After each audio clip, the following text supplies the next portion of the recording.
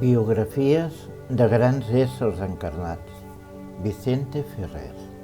El 9 d'abril del 1920 va néixer a Barcelona el filàntrop Vicent Ferrer Monjo, considerat una de les persones més actives en l'ajuda, la solidaritat i la cooperació a molts desfavorits. Fill de pare aventurer, el va portar a Cuba, tornant encara jove a la seva ciutat natal, on es va instal·lar amb la seva família al barri xinès.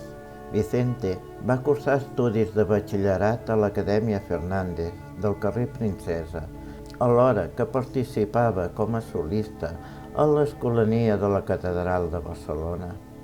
En la seva joventut es va afiliar al Partit Obrer Unificat Marxista i als 16 anys va ser cridat a files lluitant amb la Quinta del Biberó en el bàndol republicà durant la Guerra Civil Espanyola, participant el 1938 a la Batalla de l'Ebre, retirant-se a França després de la caiguda de Catalunya, sent internat al camp de concentració d'Argelès-sur-Mer. A causa de no haver comès delictes, va optar per tornar a Espanya, sent lliurat per les autoritats franceses a les franquistes a Hendaia, sent novament internat al camp de concentració de Betanzos. Durant el 1939, Vicente finalment va ser alliberat després de 7 anys, una vegada va complir el servei militar, comptant els anys de la guerra. En el 1943 va tornar a Calella, localitat on havia passat part de la seva infància, i encara que va seguir durant 3 anys la carrera de dret, el 17 d'octubre del 1944 va ingressar a la Companyia de Jesús, començant estudis eclesiàstics en un monestir al peu del Moncayo. A la Companyia de Jesús va trobar una organització que el va atreure per la seva imatge d'heroïcitat, saviesa, grans ideals i lluita per un món millor, oferint-se com a voluntari per anar-se'n de missioner a la Índia, arribant el 13 de febrer de 1952 com a missioner jesuïta, on s'havia de dedicar només a la vida espiritual. Allí va aprofitar per estudiar maratí, la llengua local, i a poc va prendre consciència que havia de passar de la vida de contemplació a l'acció. Havent après fusteria i lampisteria, va decidir anar-se'n 3 mesos a les muntanyes, amb una tribu de Khathani. El 1958, amb 38 anys, va ser destinat a la missió de Matmagh, a l'estat de Maharashtra, una de les zones més pobres del país. La seva primera missió, amb Matmagh, va decidir sortir a conèixer la gent, saber de les seves necessitats i guanyar la seva confiança, tractant de donar solució al patiment dels més pobres.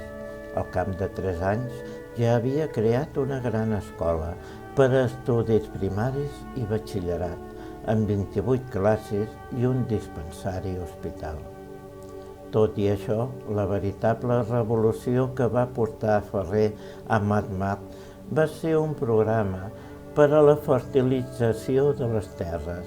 Per dur-ho a terme, va haver de convèncer els agricultors que l'única manera de sortir de la pobresa era treballar ells mateixos als camps i no esperar almoines.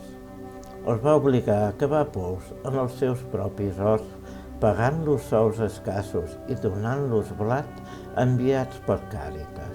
A poc, moltes persones van deixar les seves famílies responent a la crida de Ferrer i van començar una campanya d'ajuda als camperols. Així va néixer Maharaj Shetkari Seva Mandal. El miracle de donar consistia en una petita ajuda econòmica i l'assessorament tècnic necessari per obtenir aigua per als cultius. Si en acabar, cada camperol tornava el que s'havia prestat sense interessos, el miracle s'anava estenent entre tota la comunitat. Des dels seus inicis, va posar en pràctica procediments com ara organitzar petites cooperatives per l'excavació de pous, canalitzacions per al proveïment d'aigües, bancs de llavors, petites parcel·les de regadiu, etc. Alhora, Ferrer va treballar en la construcció de serveis comunitaris i gràcies a la cessió d'unes terres va aixecar 2 escoles, un hospital i 2 residències d'alumnes que ja eren gairebé un miler.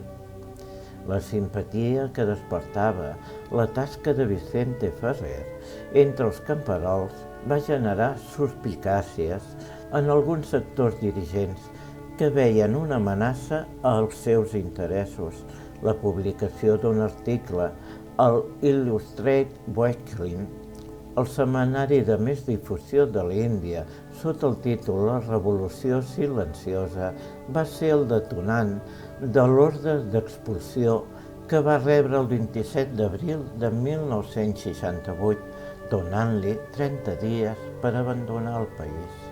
Davant d'això, es va iniciar un moviment camperol a favor de Vicente Ferrer, al qual també es va unir un grup d'intel·lectuals, polítics i líders religiosos. El coordinador d'aquest comitè de defensa era Madhu Mehta, un dels líders socials de Mumbai més actius i influents. En només 2 dies que expirés el termini fixat per a la seva expulsió, més de 30.000 pagesos van recórrer els 250 quilòmetres que separaven Manmat de Mumbai per exigir al govern justícia. En una breu entrevista amb Vicente, la primera ministra Indira Gandhi va reconèixer el gran valor de la seva feina i es va comprometre a buscar la solució més adequada a la situació, enviant un telegrama amb un missatge salomònic. El pare Vicente Ferrer marxarà a l'estranger per unes curtes vacances i serà ben rebut una altra vegada a la Índia. Ferrer va tornar a Espanya i va fundar Acció Fraterna al món, amb un únic objectiu: alleujar la situació dels 2/3 de la humanitat que pateixen gana. Va aprofitar també per intervenir en la causa de 2 presos a perpetuïtat a les presons de Lisboa, aconseguint el seu alliberament al cap de 2 mesos. En aquestes dates va aparèixer a la revista americana Life un gran reportatge de 12 pàgines titulat El sant d'en Manmat. Mentre des d'Espanya, Itàlia, Alemanya, l'Índia i Amèrica del Nord, un moviment popular va recollir 25.000 firmes amb la intenció de proposar-lo com a candidat del Nobel de la Pau.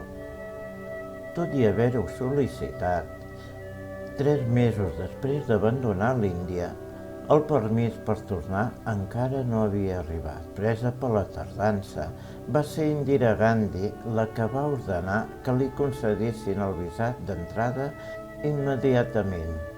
Quan va tornar a la Índia, només el va acollir l'estat d'Andhra Pradesh i Ferrer, amb 6 voluntaris incondicionals, va decidir instal·lar-se a la terra més pobra d'aquesta regió, Anantapur, on l'escassetat d'aigua arribava gairebé a la desertització i la sanitat i l'educació eren pràcticament inexistents.